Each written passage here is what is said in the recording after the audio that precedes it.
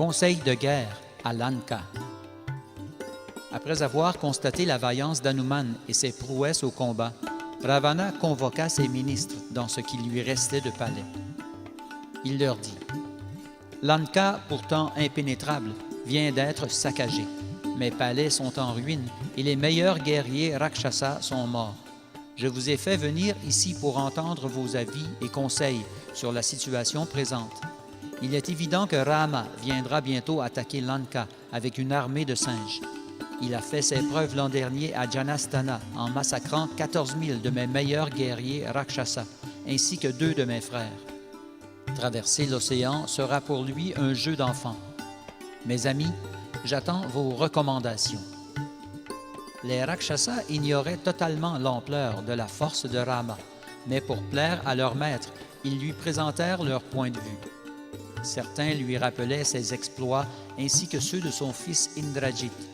D'autres soulevaient le fait que Rama n'était qu'un mortel inoffensif, et d'autres encore suggéraient à Ravana de continuer à jouir paisiblement de la vie à Lanka, pendant qu'il s'occuperait personnellement d'anéantir l'armée des singes, ainsi que Rama et Lakshman.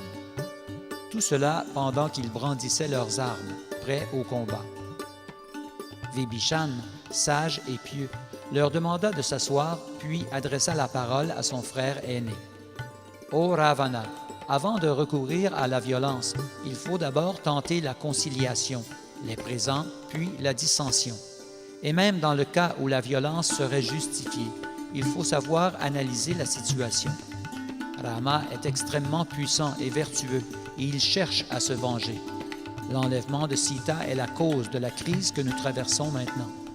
Tu devrais donc renvoyer Sita dans les bras de Rama avant qu'il ne détruise Lanka et tous ses habitants. » Après avoir écouté son frère Vibhishan, Ravana dissout l'assemblée et se retira dans ses appartements.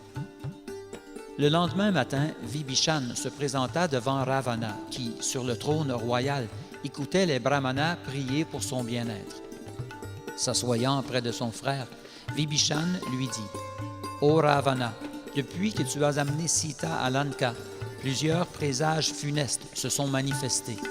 Le feu sacrificiel ne produit que des étincelles et de la fumée, et l'on trouve souvent des serpents dans la cuisine et les aires sacrées.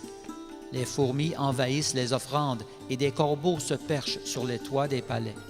Les vautours rôdent sur la ville et on entend les chacals hurler soir et matin. Tout cela est dû au rapt de Sita.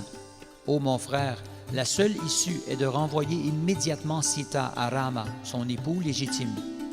Tes ministres n'osent pas te dire la vérité, mais réfléchis bien à ce que je viens de te dire. » Ravana, aveuglé par son désir de posséder Sita, devint furieux en entendant le sage conseil de son frère cadet. Il s'écria: « Je ne crains pas Rama ni personne d'autre. Jamais je ne me séparerai de Sita.